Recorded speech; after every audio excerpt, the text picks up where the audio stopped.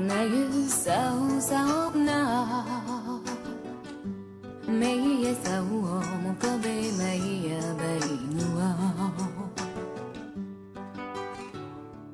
et messieurs, bonsoir. Nous sommes en compagnie de Madame Boti pour ce numéro de Leitmotiv. Madame Boti, bonsoir. Bonsoir, madame. Pouvez-vous vous présenter aux téléspectateurs qui nous suivent? Je suis Madame Boti Rosalie, mariée, mère de 6 enfants. Je suis née à Zionoula. Je suis présidente de la coopérative Cocovico. Cocovico qui veut dire coopérative des commerçants de produits vivriers de la commune de Cocody. Je suis la trésorière adjointe de la CFLC, la coalition des femmes leaders de Côte d'Ivoire. Je suis présidente de la Senavici, la Confédération nationale des acteurs du vivrier de Côte d'Ivoire. Je suis présidente du ROE-ZAO, c'est le réseau des opérateurs économiques du secteur agroalimentaire de l'Afrique de l'Ouest. Tout ça à votre actif. Donc vous êtes une femme très active, mais avec 6 enfants, un mari à la maison, comment vous faites pour être une femme au foyer aussi? Je m'organise, je prends le temps de m'occuper de mes enfants et de ma famille. C'est bien. Comment êtes-vous arrivée dans le milieu du vivrier? Voilà que après le certificat d'études primaires, je suis venue à Abidjan rejoindre ma grande sœur qui vendait au grand marché d'Agamé. Et elle vendait des aubergines, du piment, du gombo. Et voilà comment j'ai commencé à apprendre le commerce, surtout du vivrier. C'était votre première expérience? Ma première expérience. Mais moi, je n'ai pas commencé, lorsque j'ai grandi, je n'ai pas commencé à vendre le produit vivrier. Vous aviez quel âge à cette époque à peu près?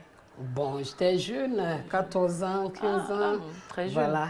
Donc, je savais comment vendre le produit vivrier, mais je n'ai pas commencé proprement dit sur le produit vivrier. J'ai commencé sur la tchéké et du poisson. D'accord, donc la tchéké, le commerce de la tchéké. Le commerce du poisson. Du poisson et de la tchéké. La loco aussi, bien sûr. J'ai commencé au camp militaire d'Akwedo. Oui. Aux abords du camp? Aux abords ou dans le camp? Dans le camp. Ah, d'accord. Dans le camp, parce que le colonel qui dirigeait le premier bataillon, le colonel Ori Félix, m'avait permis de vendre dans le camp. Et vraiment, ça marchait très bien. J'avais pris du goût et puis voilà, un jour subitement, on m'a demandé de quitter parce que celui qui m'a donné de la place avait été affecté. Après combien d'années à peu près? Je suis restée pendant 4 ans. Quand même, d'accord. Et lorsqu'il a été affecté, on m'a demandé de partir. Et qu'est-ce que vous avez fait à ce moment-là? Je n'ai pas baissé les bras du tout. Je suis venue m'installer devant l'école de la gendarmerie. D'accord. Et lorsqu'on construisait encore la station, oui, on vous a encore demandé voilà, de partir. On m'a encore repoussé. Je suis allée m'installer devant le CSP. Je suis restée là pendant 8 ans. Quand même. Voilà. Et voilà qu'en 1993... Mais excusez-moi de vous couper, mais ce commerce, il vous permettait de vivre? Bien sûr. Moi-même, je n'avais pas pensé qu'il y avait un autre commerce qui rapportait plus que la kéké, du poisson, la loco, etc. Ah, parce que ça marchait très bien et je m'en sortais. D'accord. Voilà. Donc, c'est lorsque le CHU fut fermé en 1993, pour sa réfection, qu'on nous a demandé de partir. Et voilà comment l'idée m'est revenue, bien sûr, de vendre le produit vivrier. Surtout créer une coopérative, parce qu'en ce moment-là, à l'instar de tous les quartiers d'Abidjan, Cocody n'avait pas son marché de vivrier. Oui, oui, tout à fait. Et voilà, on était obligé d'aller dans les autres marchés, effectivement. Voilà comment j'ai créé le marché du vivrier de Cocody. Et quelles sont les personnes qui vous ont soutenu au départ dans votre idée de faire du vivrier? Je ne sais pas, vos amis, votre famille, qui sont ces gens qui ont été... D'abord, la première personne, mon époux, Parce que lorsque je lui en parlais, il a donné son accord et il m'a dit, voilà, tu peux créer ta coopérative. Voilà. Et enfin, mes parents, mes soeurs, mes amis. Tout le monde vous a soutenu. Voilà. En fait. À aucun moment, quelqu'un vous a dit non, c'est peut-être trop lourd pour vous. Il y a d'autres qui m'ont dit non. Mais ça ne vous a pas empêché voilà, de ça ne foncer. m'a pas empêché d'avancer. Les gens trouvaient que Cocody était loin. Est-ce que si moi je viens créer un marché à Cocody, ça va marcher? Oui, oui. Ben, voilà. Finalement, Donc, vous avez eu raison d'insister parce qu'aujourd'hui, Cocody, c'est un marché qui marche bien, d'ailleurs. Et il est même un peu trop petit, à mon avis. Il faudrait qu'on essaie de l'agrandir. Voilà, bien sûr. Et donc, comment vous vous êtes retrouvé ici, donc, au marché d'Angré? Voilà, c'est toujours à l'issue du déguerpissement, de la déventure du CHU, que j'ai demandé une autorisation au maire de Cocody, l'ex-maire de Cocody qui était Melek Tudor, qui m'a donné l'autorisation. Et nous nous sommes installés à la 7e tranche. D'accord. Voilà. Nous avons fait 1 an, 6 mois à la 7e tranche et puis ils sont venus encore pour nous dire que bon, on ne peut pas rester ici, il faut qu'on parte ailleurs parce que nous sommes entre les grandes maisons, des box, donc les mouches, tout ça là, vraiment c'était gênant. Et puis voilà, on a accepté de partir, mais tout en demandant de nous trouver une autre place, parce que déjà on avait investi. Tout à fait. Et Dieu merci, le maire a tenu parole et il nous a donné une autre place qui était à la Gibi. Et lorsque nous nous sommes installés aussi à la Gibi, le marché était devenu un peu plus petit, en tout cas plus petit. Oui, oui. Donc il nous fallait une grande place. Un espace un peu plus grand. Voilà, et on a fait la demande. Toujours chez le maire. Toujours chez le même maire. Hein. D'accord. Et il a donné son accord. D'accord. Il a donné son accord. Mais il nous a demandé de construire vraiment un marché à l'image du quartier. Comme un peu le marché de Cocody, voilà, en fait. Un marché moderne. Moderne. D'accord. Et voilà. Mais où est-ce qu'il faut trouver de l'argent pour construire un marché moderne? Nous avons... Il fallait chercher les financements. Voilà, mais ce n'était pas du tout facile. Oui. Et qu'est-ce qui vous a donc poussé? Le challenge au bout, c'était quoi? Qu'est-ce qui vous a poussé à vouloir continuer à aller jusqu'au bout de votre idée? Moi, si je veux quelque chose, je veux l'obtenir. Malgré tout ce qui va se passer, vraiment, je veux l'obtenir.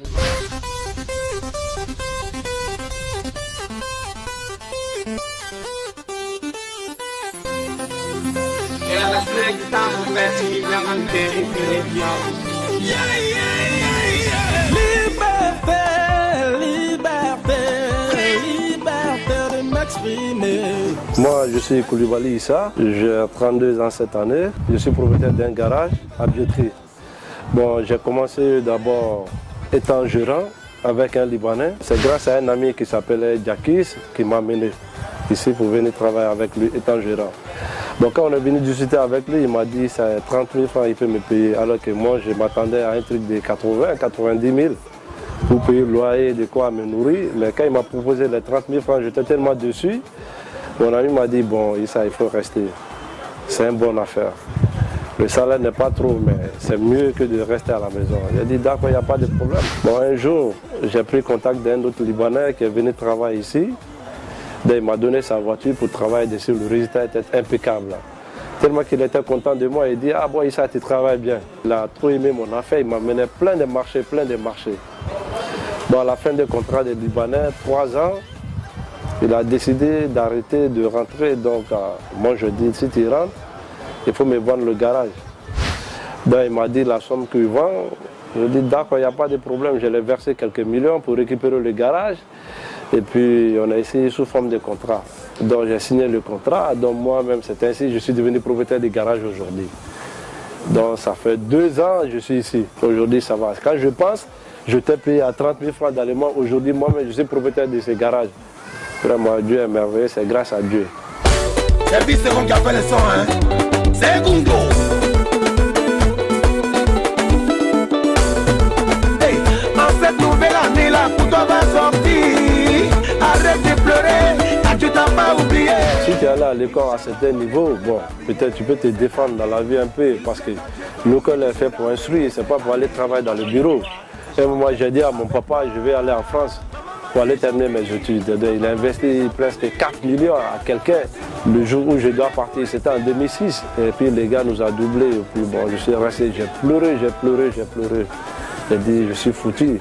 Parce que j'ai perdu presque 2 ans, je ne partais plus à l'école, j'étais assis que je vais aller en France. Mais un moment arrivé, je ne gagnais même pas 500 francs à manger. C'était très difficile pour moi. Mon objectif, c'est d'ouvrir plusieurs garages ici, des très grands garages, de créer une très grande société pour travailler avec les grandes personnalités, pour essayer de viser de loin, mais pour essayer pour aller en Europe, même pour travailler avec les gars dans le domaine automobile. C'est devenu une très grande passion pour moi parce qu'à peu près il y a plus de 80 personnes qui travaillent ici aujourd'hui avec moi. Tu vois. Donc je suis en train de former d'autres encore. J'ai envie même de créer d'autres garages. Qu'est-ce que tu vois? Mais pour le problème, c'est un problème de financement un peu. Si j'ai trouvé un bon financement, je peux ouvrir des garages ailleurs pour essayer de former les jeunes pour ne pas qu'ils vont rester à la maison, pour les encourager. Parce que moi-même, je suis un exemple devant eux. J'ai essayé de leur expliquer mon problème au début. J'étais payé à 30 000 francs. Aujourd'hui, il y a plus de 80 personnes qui travaillent sur mon compte. Pas toi, tu vas réussir.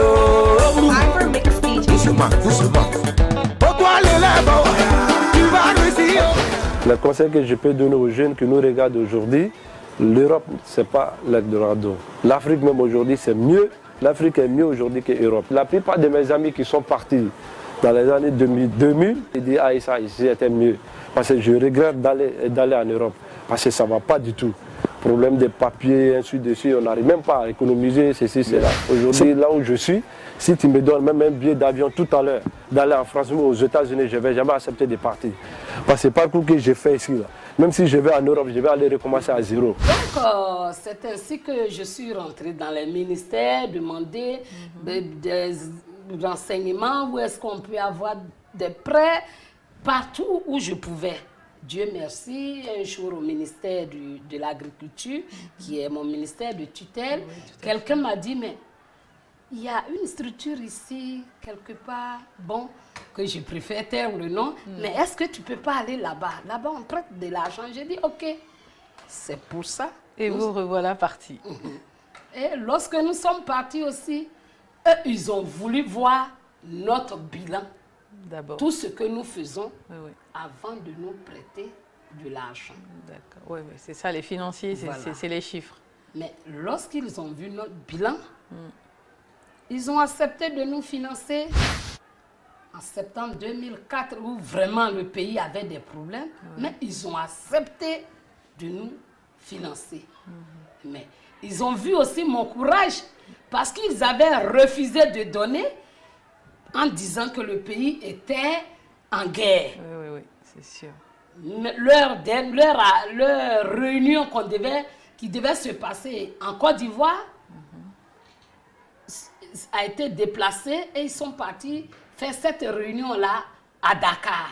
Mais je me suis entêtée, j'ai payé mon billet moi-même et je suis allée, parce que le directeur venait, je suis allée le rencontrer. Eh bien, dis donc, Madame Botti. Pour lui dire que c'est vrai que la Côte d'Ivoire est en guerre, mais on mange quand même. Tout à fait. Donc, même ceux qui font la guerre mangent. Exactement. Donc, il faut nous financer, nous allons construire notre marché. Après, vous avez eu donc votre financement? Oui, on a eu notre suppose. Combien de financement. temps après, à peu près? Bon, lorsque je suis venue, ça fait au moins 9 mois.